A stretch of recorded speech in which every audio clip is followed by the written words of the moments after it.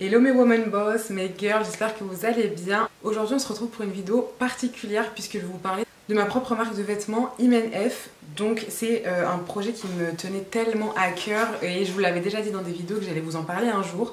Donc ce jour est arrivé, je me suis dit que j'allais vous faire cette vidéo qui sera d'ailleurs découpée. Je suis pas encore fixée si je la fais en 3 vidéos, enfin en 3 parties ou bien 2 parties.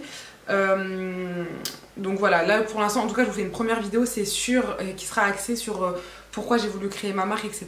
Et il y aura d'autres parties, donc soit en une vidéo, je verrai, ou bien donc, dans 2 vidéos distinctes qui seront plutôt axées stylisme et formalité. Alors déjà pour commencer, moi j'ai toujours été passionnée de mode, donc depuis que je suis toute petite, en fait moi de base je suis quelqu'un de très timide. En fait mon langage, vraiment mon identité, je la faisais parler en fait à travers mes vêtements. Donc quand j'étais à l'école primaire ou même au collège, etc. Ça me faisait vraiment frissonner de préparer ma tenue la veille et de me dire oh, demain je vais slay et je vais même pas avoir besoin de parler, en fait c'est mes vêtements qui vont parler pour moi, ma tenue, etc. Et pour vous dire, jusqu'à aujourd'hui, les camarades que j'ai pu avoir, filles comme garçons, ont gardé une image de moi qui était hyper coquette en fait depuis toujours. Alors vraiment depuis la primaire, je prenais soin à m'habiller et en fait cet amour du vêtement, de la mode, d'être toujours apprêtée, ça vient vraiment des femmes qui m'ont entourée en fait quand j'étais petite. Et moi il faut savoir que j'ai jamais connu mon papa, donc j'ai jamais vu rencontrer mon père, je ne l'ai jamais vu, etc. Donc du coup ma maman elle a joué vraiment ce double rôle de femme hyper forte et donc de double rôle en fait finalement elle a remplacé le père. Je sais pas si on peut le dire, mais en tout cas pour moi, ça l'a été. Je sais pas s'il y a d'autres femmes qui sont dans mon cas ou qui ont été dans mon cas. Et du coup, j'ai vu cette maman hyper apprêtée, parce que ma mère a été coquette, toujours soignée, toujours élégante, bien habillée, bien coiffée, bien maquillée, juste ce qu'il faut. Enfin voilà, hyper élégante, sans tomber dans le vulgaire, enfin vraiment waouh. Et j'ai eu notamment aussi une de mes tantes ou ma soeur qui était pareil, très coquette et qui m'ont vraiment m'ont vraiment bercée dans cet univers de la femme coquette apprêtée, mais qui accomplit énormément de choses dans sa vie. Moi, ma soeur, c'est pour moi un de mes modèles vraiment qui fait, je pense, la personne que je suis aujourd'hui, parce qu'elle a réalisé des choses quand j'étais petite. Désolée, il y a des enfants qui jouent près de chez moi, donc si vous entendez des bruits, désolée. Mais voilà, elle a accompli des choses et je les ai observées en étant petite, en étant jeune fille, qui m'ont marquée en fait finalement. Et ma soeur, elle a vraiment été un facteur que j'accomplisse plein de choses dans ma vie, et du coup comme elle a suivi un certain chemin, je vais dire, dans sa vie, j'ai voulu faire comme elle, etc. Donc du coup voilà, j'ai vraiment grandi dans cet environnement de femmes qui accomplissent beaucoup de choses, des choses vraiment remarquables, mémorables, et qui en même temps sont très coquettes à côté. Parce que des fois j'ai l'impression que les deux ne se rejoignent pas, pardon. Par exemple quand j'étais en BTS, j'ai subi du harcèlement qui ne m'a pas forcément touchée, mais parce que j'ai pété les câbles quoi, j'ai ouvert ma bouche, mais je sais que ça dérangeait que je sois très coquette. Et en plus à l'époque je me maquillais énormément parce que à côté de mon BTS je travaillais chez Kiko, c'était mon premier emploi dans le maquillage, enfin bref j'étais trop contente. Et du coup j'allais à l'école, je finissais à 16h30 et j'allais faire la fermeture du magasin après. Donc c'était un rythme de vie très chargé, mais du coup j'étais obligée d'aller à l'école très maquillée pour mon travail après le soir. Et du coup j'allais forcément habillée de façon coquette parce que j'aimais ça, j'aimais la mode, et en même temps très maquillée. Et du coup quand ils voyaient que j'étais la première de la classe et que j'avais les premières meilleures notes quoi, ça a attisé une jalousie, une haine. Et pour vous dire que voilà, des fois on n'assimile pas coquette et intelligente quoi. Après je pense que les mœurs sont un peu changées, mais je pense que c'est une idée qui préoccupe encore quand même pas mal, et enfin que les gens pensent que voilà, quand on est coquette, etc., on peut pas être intelligente à côté. C'est totalement bête, mais voilà. Et du coup voilà, j'ai vraiment baigné dans cet environnement là, et au-delà de ça du coup j'ai développé cet amour de la mode. Et comme je vous disais précédemment, j'étais quelqu'un de très timide et c'était ma force. En fait les vêtements c'était vraiment ma force dès le plus jeune âge. J'adorais ça, je regardais les clips des chanteuses qui étaient hyper coquettes, genre les Pussycat Dolls, c'était toute ma vie. Vous voyez les meufs hyper coquettes, genre fortes, hyper féminines, etc. J'ai vraiment, enfin depuis toujours ça m'a touché ce côté hyper féminin. Et donc plus j'ai grandi et plus je me suis dit j'en veux plus dans ce domaine-là en fait, j'en veux plus dans la mode. En grandissant j'aimais encore plus, je suivais les tendances jusqu'à un moment où j'ai arrêté de les suivre et que... En fait j'ai toujours eu ma ligne directrice où moi-même j'avais mon style et les gens s'en rappellent beaucoup.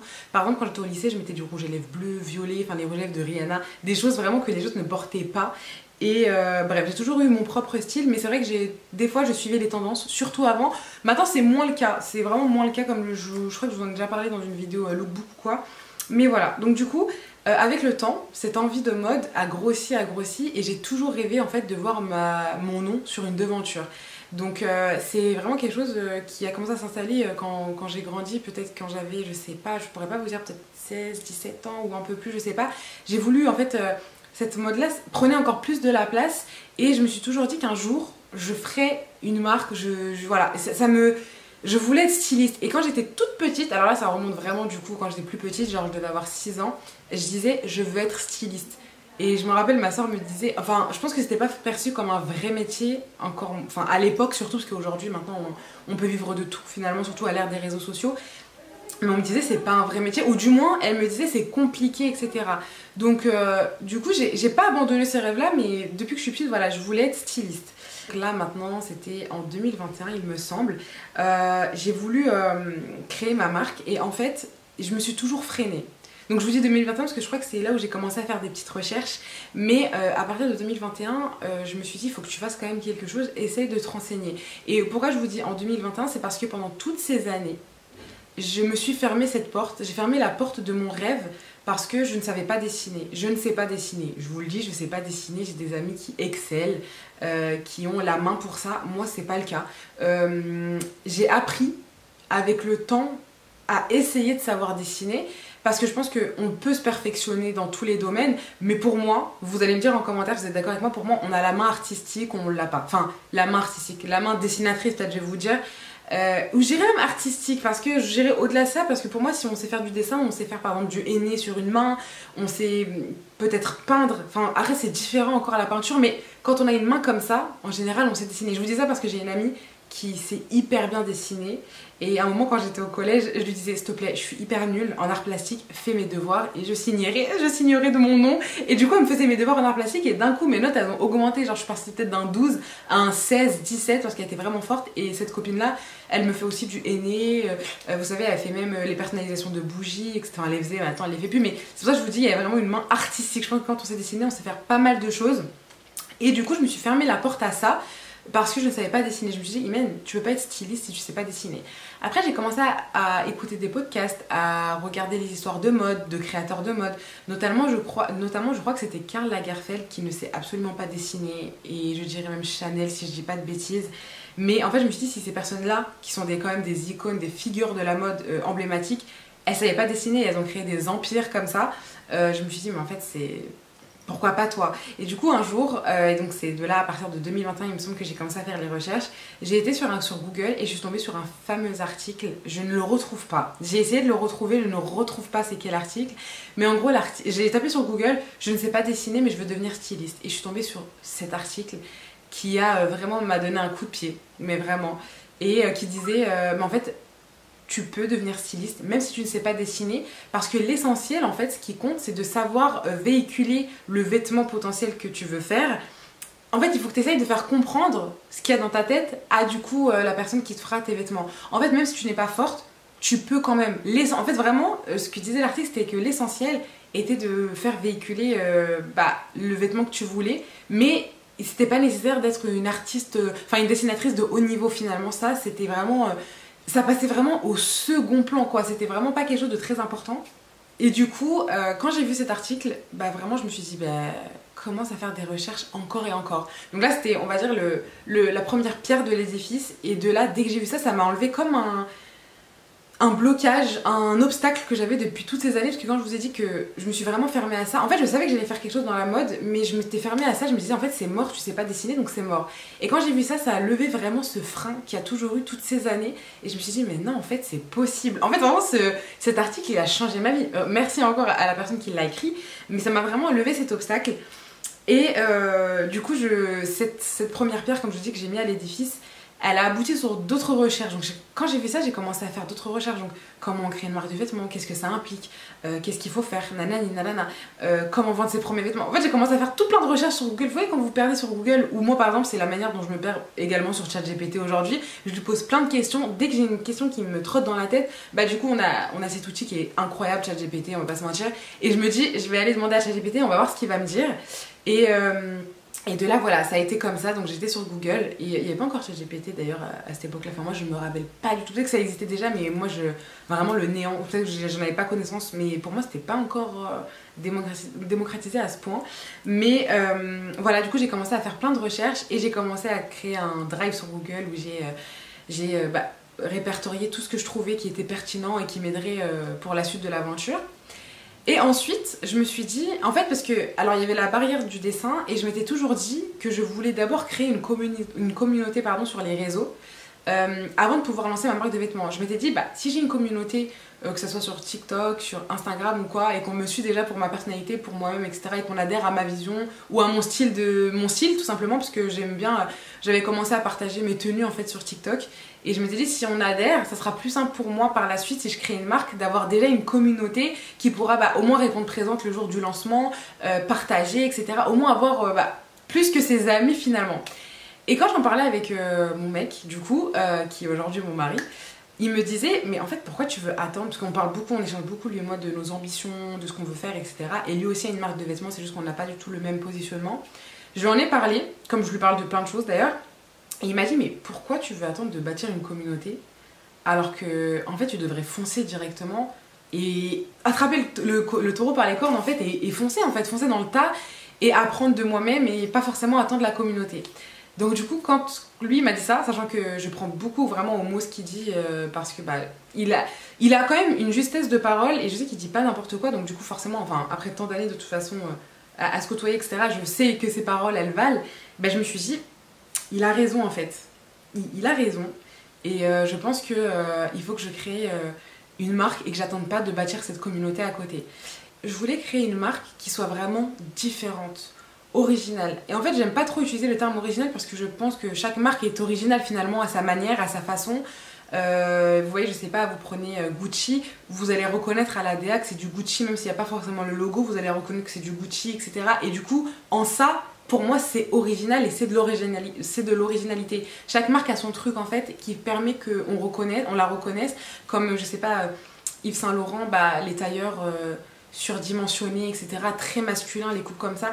Pour moi, c'est ça la DA d'une marque qui est réussie, c'est que voilà, tu vois quelqu'un porter dans la rue un vêtement, tu te dis, ah, cette personne, elle porte telle marque. Parce qu'en fait, la DA, elle est tellement bien réfléchie qu'on reconnaît. Et du coup, pour moi, ça, c'est de l'originalité. Pour moi, chaque marque est originale. Donc, j'aime pas utiliser forcément ce mot. Mais je vais dire que voilà, je voulais créer vraiment une marque qui soit composée de pièces, de créations différentes et qui mette en valeur justement cette femme qui est finalement, qui a ce côté, qui a cette dualité en fait. Vous voyez, nous les femmes, on est très douces, on est créées comme ça en fait. On a ce côté très empathique, très sentimental, on est plus touché que les hommes par certaines choses ou autres.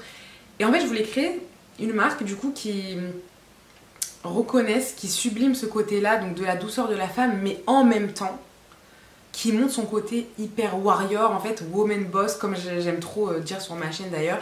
Vraiment une femme qui sait créer des choses, qui sait influencer finalement le monde qui l'entoure.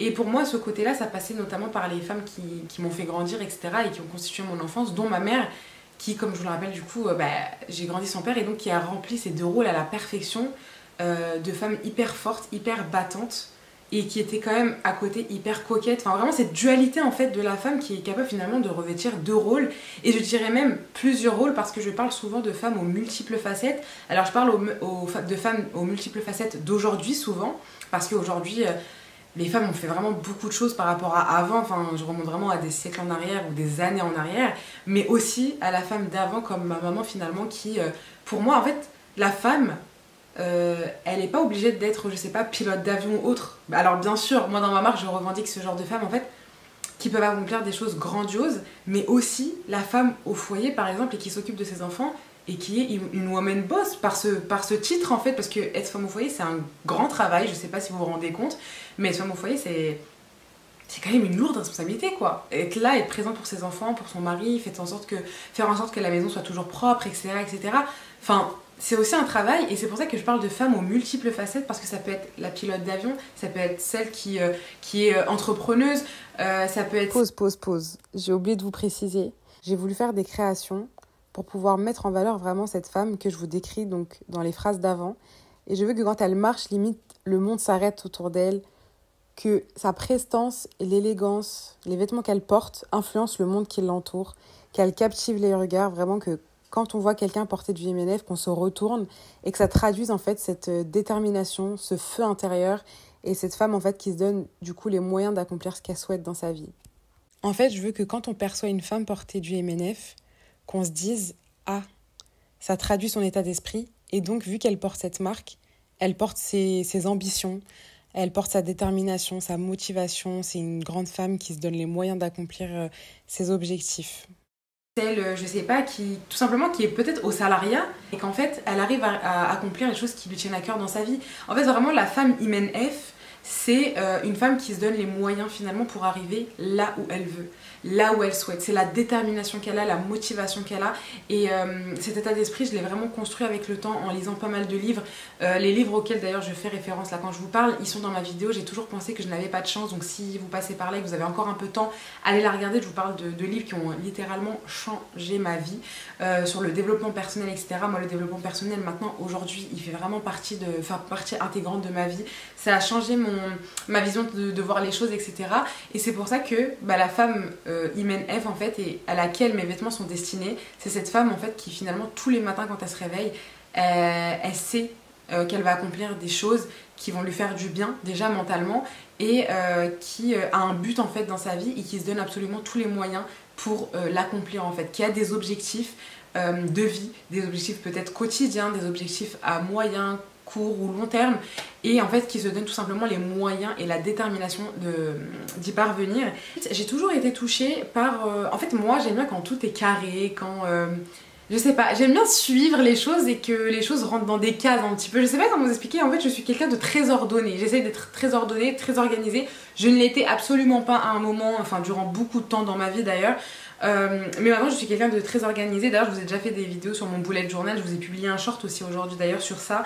Et je vous ai fait une vidéo là-dessus. Le bullet journal pareil ça a changé ma vie. Ça me permet de mieux m'organiser et de mieux atteindre mes objectifs du coup.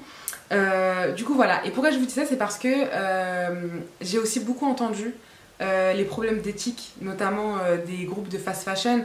On le sait, hein, aujourd'hui la fast fashion, il y a des dérives que ce soit sur l'environnement, comment on appelle ça, les conditions de production, l'environnement des travailleurs, en fait, des salariés dans ce système, il est juste catastrophique, il est juste horrible. Et j'estime que pour rien au monde, on doit faire travailler des gens dans de mauvaises conditions, dans de mauvaises manières.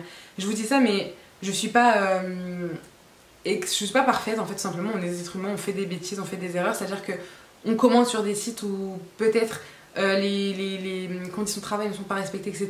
Moi-même, ça m'arrive de commander sur Temu, etc. Moi, je suis totalement transparente, j'assume tout ce que je fais, je vous le dis, voilà. En tout cas, il y a plein de marques que je n'achète pas, ou je n'achète plus du moins, comme notamment Zara. Zara, ça fait des années, et pourtant c'était ma marque préférée, hein, ça fait des années que je n'achète plus chez Zara. J'ai totalement arrêté, parce que, apparemment... voilà, les conditions ne sont pas terribles, ne sont pas au top et du coup j'ai arrêté de commander là-bas. J'essaie vraiment de faire attention à là où j'achète et du coup forcément ma propre marque se devait d'être éthique du mieux que je le pouvais en tout cas. Je pense que par la suite je vais pouvoir améliorer d'autres choses, mais pour moi c'était hyper essentiel de faire une marque, de créer une marque made in France, de tout créer localement. Moi, comme je vous l'ai déjà dit dans une vidéo, je suis normande de base et du coup je faisais mes allers-retours de ma ville à Paris pour pouvoir créer justement ma marque et voilà, donc je l'ai créée sur Paris, ma marque. Et Paris, pareil, c'est une ville qui m'a toujours fait rêver. Pour moi, c'est la ville où tout est possible, la ville des Lumières. Et j'avais la chance quand même d'habiter à 1h30 de Paris, donc je faisais mes allers-retours comme ça, j'ai pris connaissance d'un atelier directement sur internet, etc. Et du coup j'ai créé toute ma collection en France, à Paris, et ça je suis vraiment fière de le dire. Pareil, mes tissus, je les ai achetés à Paris, donc je rentrerai plus dans le vif du sujet dans la prochaine vidéo, mais tout a été créé en France. Imaginé en France, confectionné en France, pensé en France, tout ce que vous voulez. Mais voilà, du coup, voilà, c'était pour moi hyper important de créer une marque made in France. Je me voyais pas du tout créer une marque délocalisée, en fait, je me voyais pas. Pourtant, je suis marocaine, j'aurais pu aller au Maroc faire de très belles choses parce voilà, on fait quand même des caftans, etc. Je pense que j'aurais trouvé une super main d'œuvre au Maroc. Il y a beaucoup de choses qui sont faites au Maroc d'ailleurs, mais je ne voulais pas le faire. Après, si un jour je crée une marque made in Marocco et que ça me tient à cœur que ce soit fait au Maroc parce que là j'ai une autre approche, pourquoi pas. Mais là voilà, moi je suis en France, j'habite en France et du coup c'était hyper important, mais vraiment c'était un point d'exclamation, un point d'orgue, un point de tout ce que vous voulez, que ma marque soit créée en France. Vraiment, ça me tenait à cœur et du coup, là, je peux apposer fièrement, que ce soit sur mes étiquettes, que ce soit sur mon site internet, sur mes réseaux sociaux, que ma marque est made in France, qu'elle a été créée en France, etc. Comme je vous disais, même le tissu, je l'ai acheté en France, je n'ai absolument rien acheté à l'étranger par rapport à toute la collection, à la production. Donc ça, c'est une immense fierté pour moi. Et c'est vraiment dans cette optique-là que j'ai créé ma marque là. Enfin, en tout cas, ma marque s'adresse à ce genre de femme-là. Donc finalement, ça peut être vraiment une femme de tous les jours qui fait pas forcément quelque chose de, on pourrait se dire, d'incroyable, alors qu'en fait, à chaque échelle, notre vie est incroyable en tant que femme. Enfin, pour moi, en tout cas, j'ai un discours qui n'est pas... Je suis pas féministe non plus sur les bords, hein, mais je trouve que, avec l'enfance que j'ai eue, j'ai vraiment vu cette femme qui est forte, qui est robuste et qui arrive à accomplir des grandes choses et sans forcément avoir l'aval d'un homme ou le support d'un homme à côté. En fait, vous voyez ce que je veux dire? Je ne mets pas du tout en cause le rôle des hommes. Attention, parce que moi j'ai mon mari et il me sert dans la vie de tous les jours. C'est horrible, genre ça, il me sert. Mais vous voyez ce que je veux dire? C'est un soutien, du moins moral, émotionnel et tout ce que vous voulez à côté. Enfin, j'ai besoin de lui. Mais voilà, moi qui ai grandi avec, dans une famille monoparentale, du coup, ça m'a vraiment construite à cette vision des choses. Et voilà, et donc j'ai voulu créer ma marque de vêtements. Donc là, c'est là que s'achève ma première vidéo consacrée à ma marque de vêtements. Donc voilà, j'ai voulu créer cette marque parce que j'ai toujours été baignée dans la mode. Je vais vous mettre des petites photos de moi, etc. Vous allez voir, j'étais toute petite, mais j'avais déjà, je sais pas, un truc de fourrure, des bottes, des Santiago à talons. Enfin voilà, j'étais vraiment baignée dedans. Et voilà, donc j'ai voulu créer cette marque parce que mon enfance me l'a toujours crié. Que voilà, que le vêtement aussi c'est un porte-parole de nous-mêmes, c'est une identité. Quand on marche dans la rue, finalement c'est quoi qu'on voit à premier abord? C'est notre style, c'est notre tenue vestimentaire et elle en dit beaucoup sur nous, sur notre identité. Et c'est pour ça que je voulais créer des vêtements qui soient vraiment différents, que comme toutes les grandes marques, on capte que c'est ma DA en fait, que quand quelqu'un porte mes vêtements, on se dise ah c'est du MNF et du coup voilà ce que ça ramène derrière, voilà ce que ça implique derrière, c'est que cette femme-là, elle est forte, elle sait accomplir en fait plein de petites choses dans sa vie pour accomplir ses objectifs, elle sait quoi faire, elle se donne les moyens d'accomplir des choses folles dans sa vie. Et voilà, donc du coup je pense que je vous montrerai mes vêtements dans la prochaine vidéo, donc dans la partie stylisme. Après, à part si vous voulez aller directement voir mes réseaux sociaux, où là vous verrez directement, ou bien mon site internet, je le mets toujours dans la barre d'infos, donc vous avez toujours mes réseaux pro et personnels. Donc si vous voulez aller voir mes vêtements, n'hésitez pas, si vous êtes friand d'aller voir et que vous voulez pas attendre, vous voulez pas de suspense jusqu'à la prochaine vidéo, n'hésitez pas à les regarder. Mais voilà, c'est là qu'en tout cas que s'achève ma première vidéo de la série que je vais faire sur ma marque de vêtements. Donc comme je vous dis, je sais pas s'il y aura 2 ou 3 vidéos. Je pense que je vais en faire qu'une deuxième où je parlerai cette fois-ci, du coup la prochaine vidéo parlera du stylisme et donc des formalités à créer une marque. Donc tout ce qu'il faut pour créer une marque du point de vue légal, etc. Donc vraiment formel.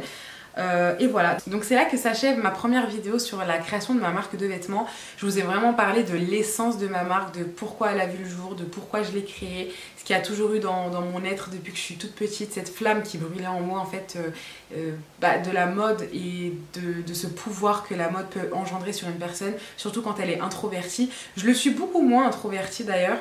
Je crois que... Est-ce que je le suis encore? Je sais pas. Je pense que je dois avoir encore des petites brives de timidité, mais plus comme avant. Franchement, plus du tout comme avant et je pense que ça doit se voir. Mais voilà. En tout cas, je passe du coq à l'âne, mais désolée pour la petite tache que j'ai là. Je touche jamais mes boutons. Enfin, depuis avant. Et là, j'ai touché, je me suis laissé une marque. Mais laissez tomber, quoi. Enfin bref. En tout cas, j'espère que la vidéo vous a été inspirante, qu'elle vous a plu, qu'elle vous a donné envie de regarder et d'activer la cloche des notifications pour la prochaine qui viendra. Je sais pas si ce sera une vidéo, si ça suivra celle-ci. Je vais essayer en tout cas pour que ça soit quand même assez linéaire. Mais en tout cas, je vous remercie infiniment pour toujours les abonnés qui s'abonnent à chaque fois. Pour le temps que vous passez à regarder mes vidéos, ça fait hyper plaisir. Merci d'être là. N'hésitez pas à vous abonner, à lâcher un commentaire, à échanger avec moi. Ça me fait hyper plaisir. N'hésitez pas à vous abonner donc à mes réseaux sociaux que je vous mets toujours dans la description.